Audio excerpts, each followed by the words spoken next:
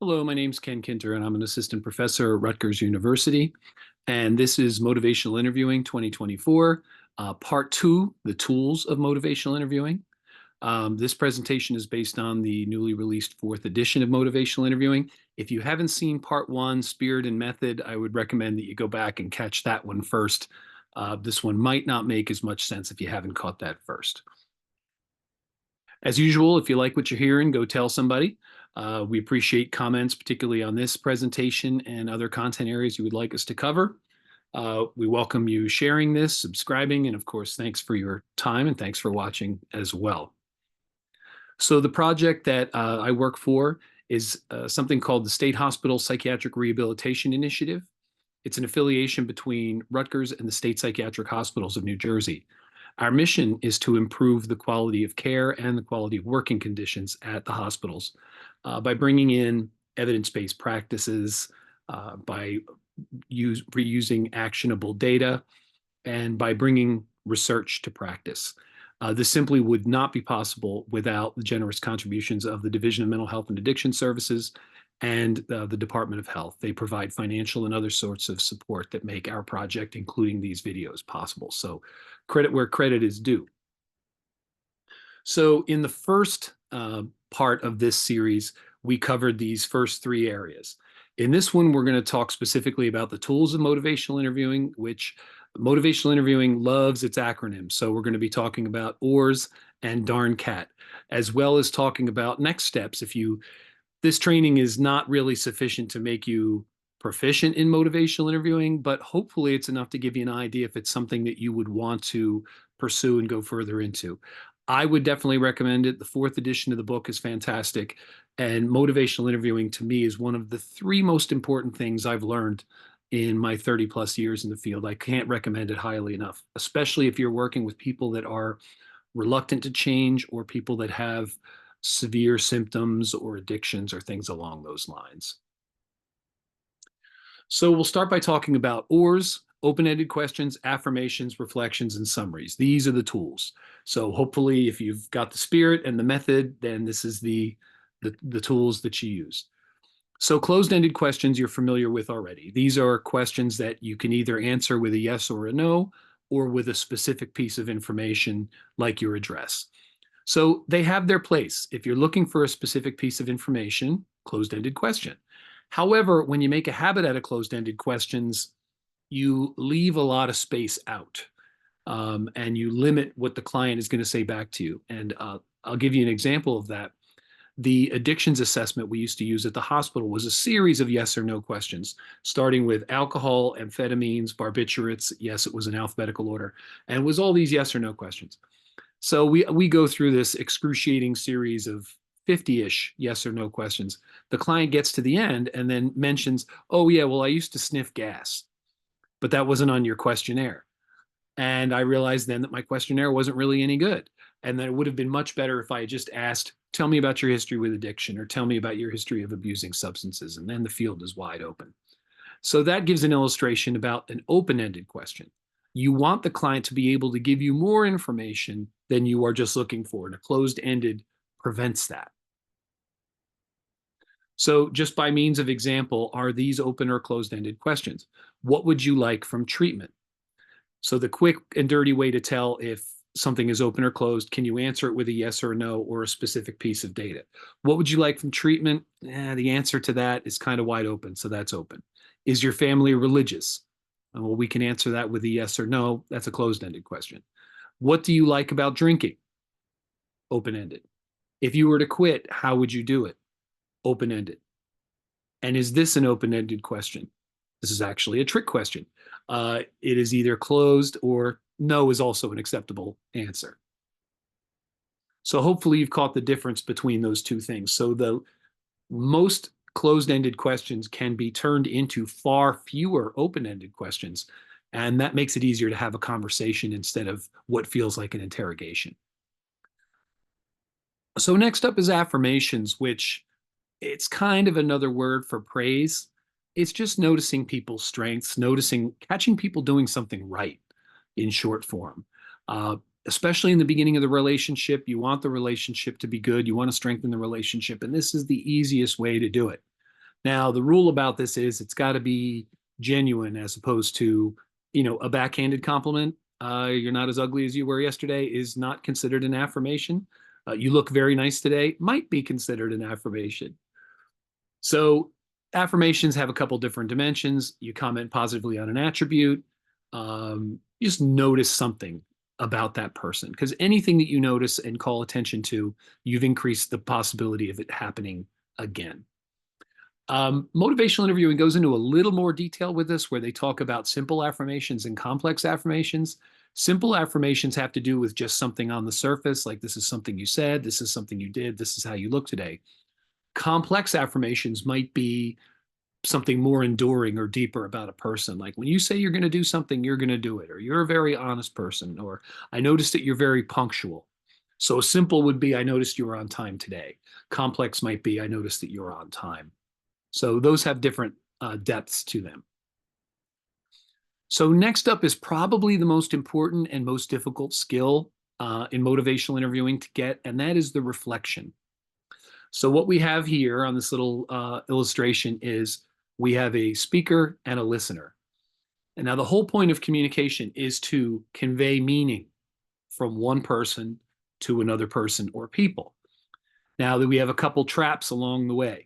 So you see where these red numbers are. These are where our traps are. So trap number one is on the speaker side. So have you ever had the experience where there's something that you know what you wanted to say, but then, as the song says, the words got in the way. As soon as you said something, the words that you said did not convey the meaning that you wanted to send out. So that's purely internal within you. That's trap number one. Trap number two is where the listener doesn't hear the words clearly that you're trying to say. The words just didn't make it.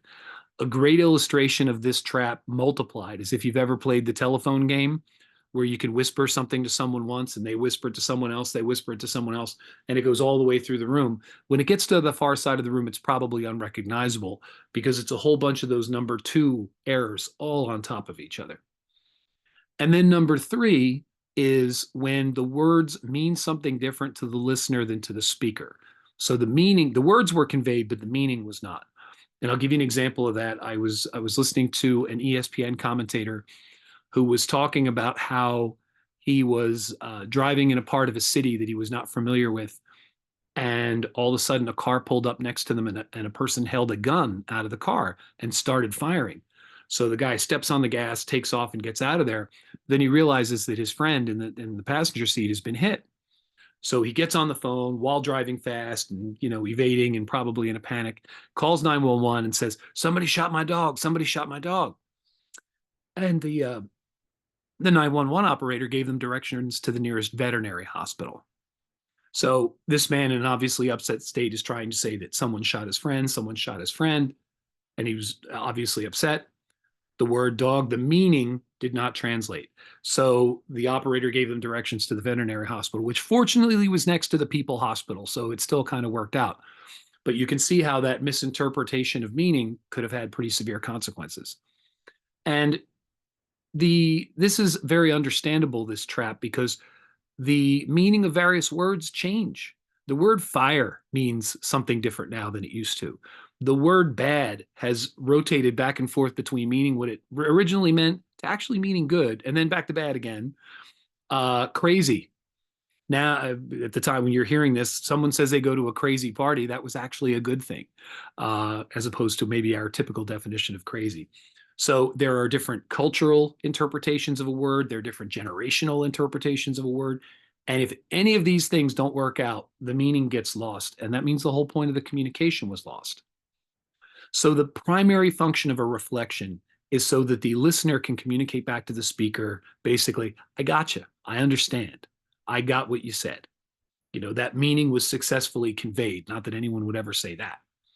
But a reflection is a way of completing that circle so that the speaker knows they were heard, the listener knows they got the speaker's intended meaning, we're all good. And that's very important in the therapeutic relationship. Now, a couple other important things about reflections. They are statements. They're not questions. When we get a little fancy with it, you can use reflections to guide conversation and also make a guess about what a person means. And we naturally think in questions, but any question can be turned into a reflection through a couple tricks that I'm going to show you. And obviously, the shorter, the better. So let's talk about how we turn questions into reflections. So a question might be, do you mean that you dot, dot, dot? You cut all those question words off the front and you just say it as a statement as if it were true. You don't know it's true. Do you mean that you're going to Florida next month? Instead, you say, you're going to Florida next month. They'll tell you if they're right or wrong. And by the way you've put that reflection out there, you have opened it up to get more. You want more of this evoking to happen. Another way that you get rid of questions and make them into reflections is by getting rid of the question words, the who, what, where, when, why, how. You get rid of all those and you just make it as a statement, because in the end, the reflection is sort of a guess. So here are some sample reflection starters. Sounds like what I heard you say is, let me get this straight, et cetera, et cetera, et cetera. These may not work coming out of your mouth. These may not work with the population that you work with. Find your own. You're welcome to steal these and use them as long as you can. But if you've got a different way that works, make it work. It's just the way of beginning a statement so that you can let that person know that you heard what they said and you're leaving them free to go further. So there are two major groupings of reflections, and the simple one, there's two types of simple reflections: repetition and rephrasing. Repetition is just giving back. It's like parroting or mirroring, giving someone back exactly what they told you. Now, if all you do is repeat what somebody says to you for 45 minutes, eventually they're going to walk out of the room, or I don't know, something bad is going to happen, because you don't want to be like you're at echo point out here. But just something to think about. When you have to tell someone what's going on, if you have something going on in your life, now, if you're anything like me, you tend to think in circles. So you think the same things over and over. It's almost like walking in a circle in the middle of the room. When you have to tell someone, you now have to say it. So it has to have a beginning, a middle, and an end. So then you have to do this process in your head. So then you say it. You hear yourself saying it. And then what happens when the person says it back to you?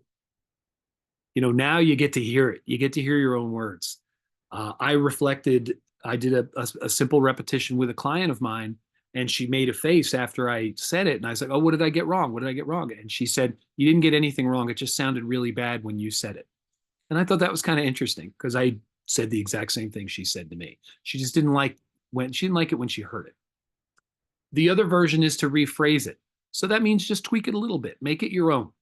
Say back what they said to you, but kind of say it your own way, to see, because now what they're going to do is they're going to look at how you changed it. So if somebody said they were really angry and you send it back like you were really pissed off, they got to think about that for a minute. Well, they really, they're just trying that out. And that's good, because they're listening to your words, but they're also listening to their own words, which is important. Now, complex reflections, if we were doing this in person, we would go into this in a lot more detail. But let's just take the example, because I've got 5 different examples of them here. Let's take the example of someone who says, hey, I'm just about to retire, and I'm really looking forward to it. I'm really jazzed up. And at the same time, to be honest with you, I'm a little nervous about it. So let's look at reflecting that statement back. So if you reflect content, you're just basically giving the facts back. So you're planning your retirement, just data, no emotions. Reflecting feeling is the opposite. Feelings, not data. You're excited. You're excited about retiring. Reflecting meaning captures elements of content and feeling. And this was my answer when this one came up, was freedom. Of course, freedom's a little scary in addition to being wonderful. This next one is probably my favorite type of reflection, and that's a double-sided reflection. And this is where you capture both sides of an argument. For those of you who are knowledgeable about stages of change, when someone's in contemplation, they use contemplative statements all the time. I'd love to quit smoking, but I have a stressful job. I'd like to eat better, but healthy food is really expensive. I know I need to take the medication, but I hate the side effects. They're giving you both sides of the argument. So in this example, a double-sided reflection is, you're excited about retiring, but you're not sure what you're going to do with all your free time. So you see how you've caught both sides. And that way you haven't taken a side. You've joined the person where they are and being stuck in between. And then you let them move in the direction they're going to move in next. There's another one. This requires a whole other discussion, that sometimes it's good to amplify a reflection and go further than they're going. I had a client that felt very depressed over a breakup, and I said, this is the saddest you've ever felt in your life. This is the low point of your life. And she looked at me like there was something wrong with me. And she said, no, I've been a lot more depressed than this. But that was actually good. And in this case, you would say being retired is the best thing that ever happened to you. And that'll make the person think a little bit. This is actually a nice de-escalation technique, but you have to have a bit of a relationship with the person first. It's like a paradoxical intervention. You don't want to go right into that. So moving on to summaries. The best way I capture summaries is, if you've ever been at a restaurant before with a large group of people and you've had a waiter or waitress who takes the order without writing it down, but somehow remembers everybody's order and then recites it back to you before they go into the kitchen. I love that. I love that. First of all, I know I do not have the capacity to remember all those things, but also it gives you the opportunity to change your order, or if the person has something wrong, you got a chance to fix it before it gets back in the kitchen. And that's what summaries do. Summaries are, like, on one hand, they're like a really big blown up reflection. You're taking a whole interaction with somebody and you're saying, look, I want to make sure I got this right. So here's the story. You give them an abbreviated version of their story back, and they tell you if you're right or wrong. And the funny part is, they will tell you through their body English whether you're right or wrong. If you're right, they will very often relax and sit back and like, you got it. If not, they will be up on the balls of their feet waiting for you to stop so they can correct what you got wrong or tell you something they didn't say. They want you to get it. So the summary is an invitation. This is my understanding of what you said to me. Tell me what's right. Tell me what's wrong. So a couple tasks in summaries. One, you're collecting material. Here's everything you said to me. This is a really nice way to end a session, by the way. We've talked about a lot today, and I just want to make sure I got it all straight. And here it is.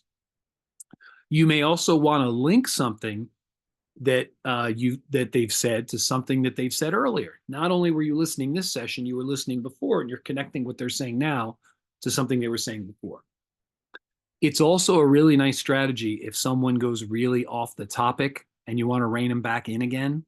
So you could say, okay, this is what you've told me so far. I just want to make sure I got this because you give me a lot of stuff. I want to make sure I've got it. So you give them the summary, and at the end of the summary, then you redirect.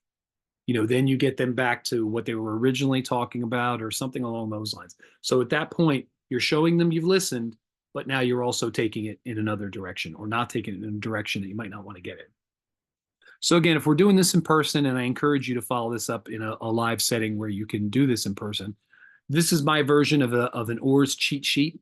And when I was first doing motivational interviewing, I'd bring one of these sheets in with me to take notes on, to make sure I asked open-ended questions instead of closed, that I made sure I praised that person during the course of the session, that I tried out different types of reflections, and at the end that I would give them a nice summary.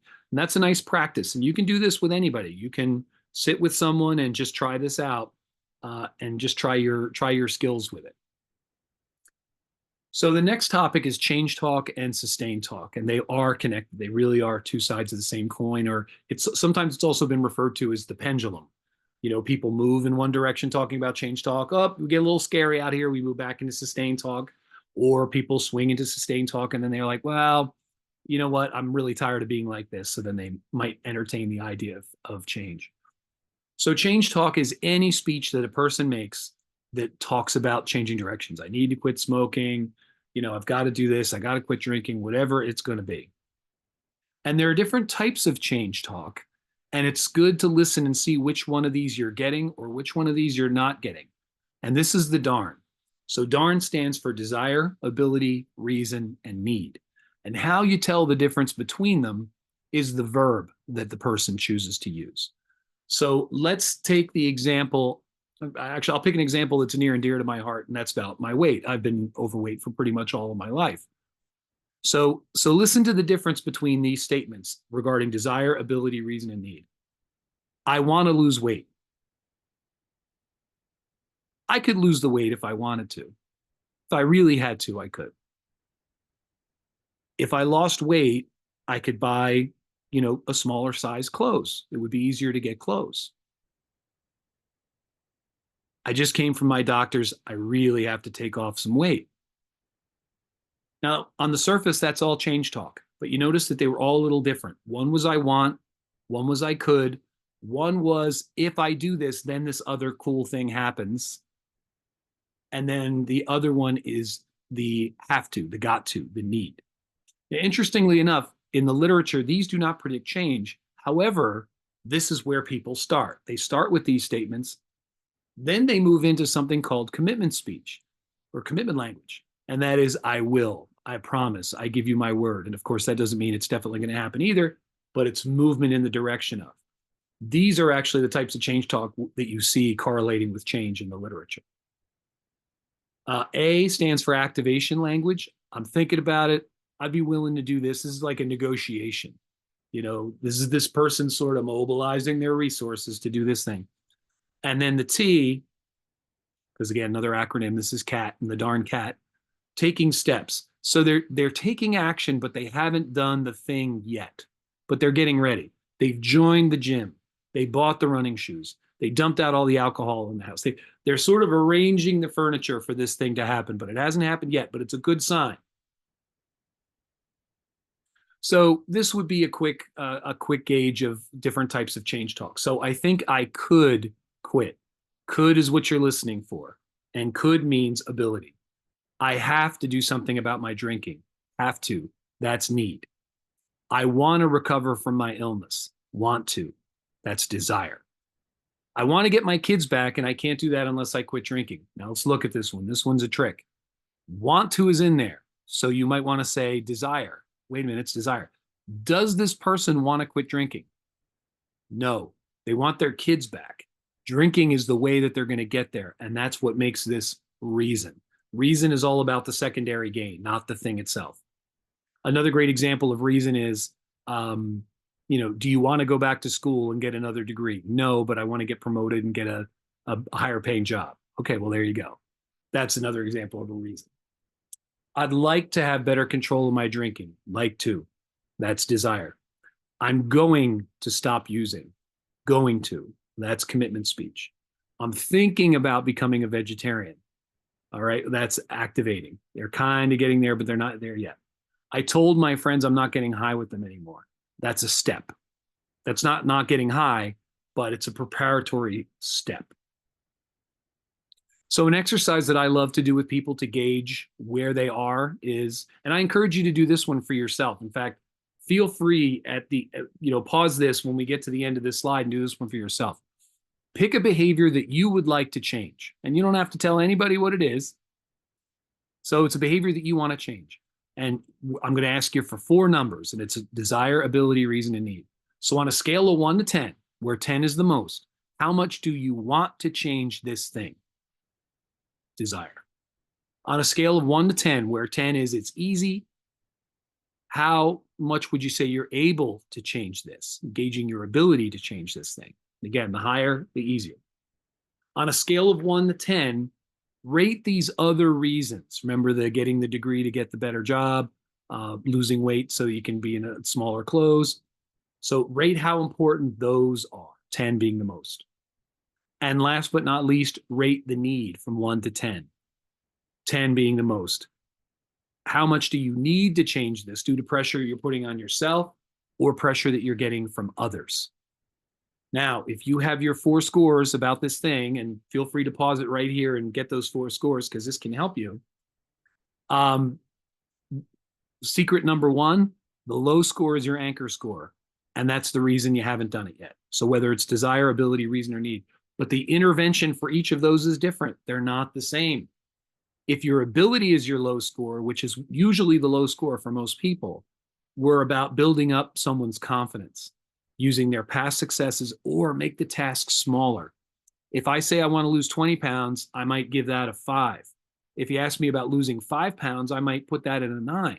Okay, so we've just moved that, we moved that score up. So I'm a big fan of that exercise. So feel free to try that one out on yourself and feel free to try that out on clients. So sustained talk is the exact opposite of change talk. For every type of change talk, there is a sustained talk.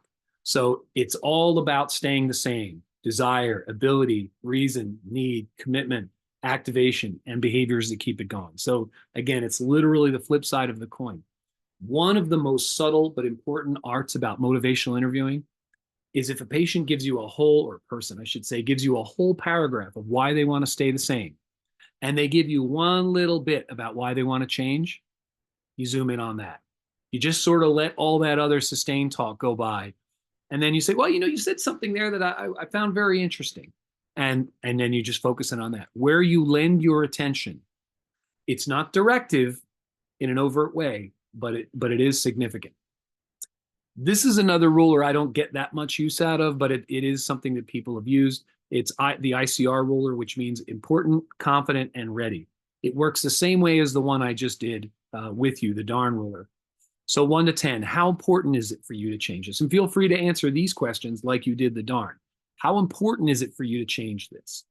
How confident are you in your ability to change this? And how ready are you to do this right now? What are those scores? One other interesting tactic about this ruler and the other ruler to ask is, if someone gave you the answer of 4, it's interesting to ask, well, what would make it a 5? And why isn't it a 1?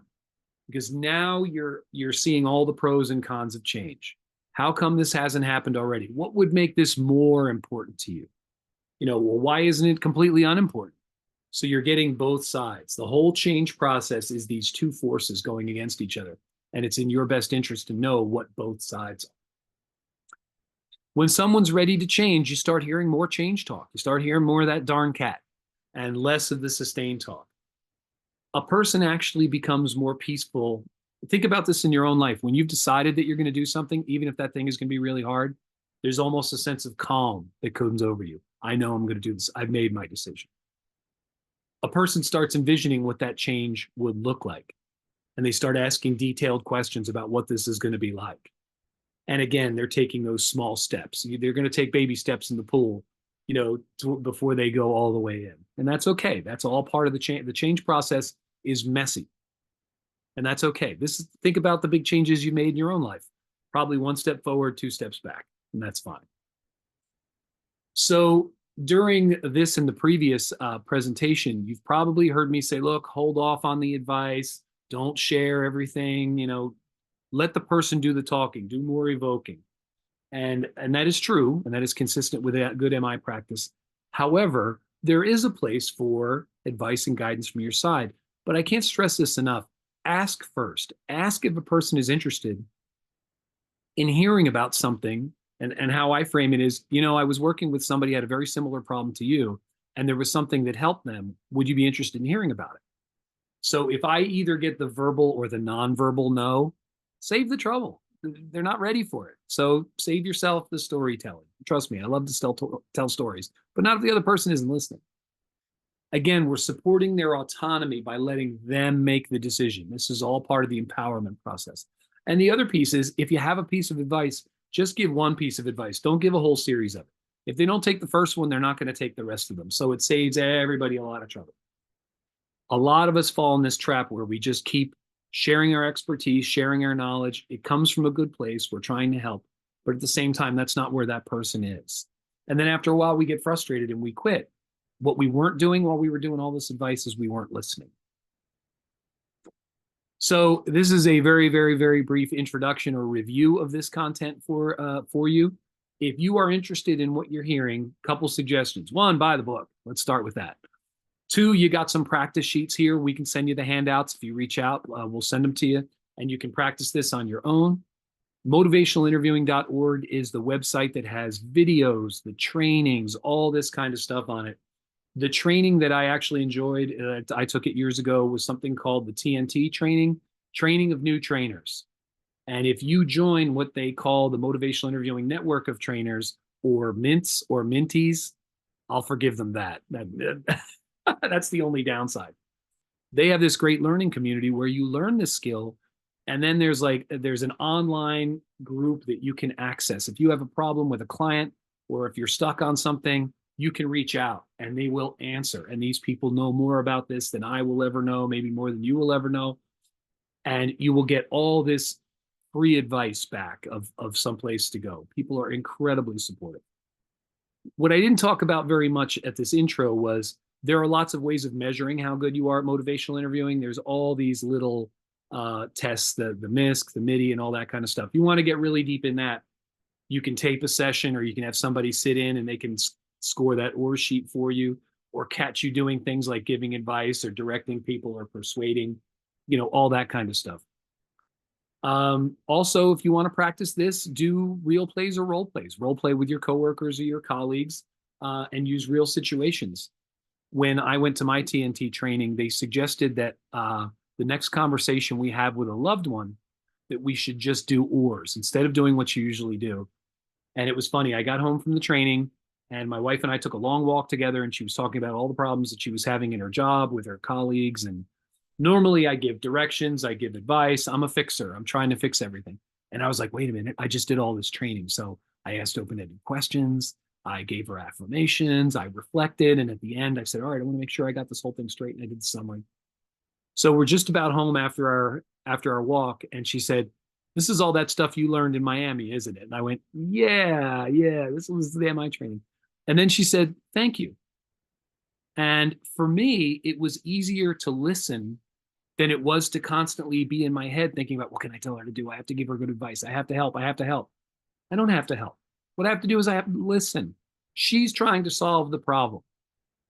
And maybe by asking her questions about it and reflecting back what she says, maybe that will help her to be able to solve this problem. And that was a big shift for me. So I encourage you to do the same thing yourself. And I've heard positive responses from everyone who's done it, particularly people who have adolescent children. So you can take that for what it's worth. So in terms of summarizing the whole show, motivational interviewing is a way to change what you're doing. It's not new stuff. It's just a change in organization so that you can be with your clients and not cause or not contribute to or not trigger resistance. MI consists of spirit, method, and the tools which we discussed in this presentation. Engagement is key. Being able to withhold advice, not be persuasive, not warning clients, not say the things that they've already heard from 100 other people sitting in our position. OARS are the core skills which are critical in doing motivational interviewing, and they require constant practice to keep up. Rust never sleeps. And a critical skill set in doing motivational interviewing is being able to recognize, identify, and support change talk when you hear it. When you hear it, you follow it. You bring it up, and if that's all you did is recognizing, identifying, supporting, and eliciting more change talk, you are being a change agent, regardless of whatever else you're doing. You're also developing a therapeutic relationship with that person because you're not telling them what to do, which people have an innate nature to. When you say you have to do this, there's a part of everyone that says, no, I don't. So these are the books. Again, I can't recommend the 4th edition enough. Some of the earlier versions of the textbooks were a little harder to read. This one's really good. The website's on there. And again, if you like the videos, I encourage you to see the rest of them. We have a bunch of other ones on stages of change and all sorts of other topics. And again, thanks to Bill Miller, who, while doing this training, also shared with us these slides, which the original version of the slides, which was very helpful. So thank you, and hope to be talking to you again real soon. Thanks for watching.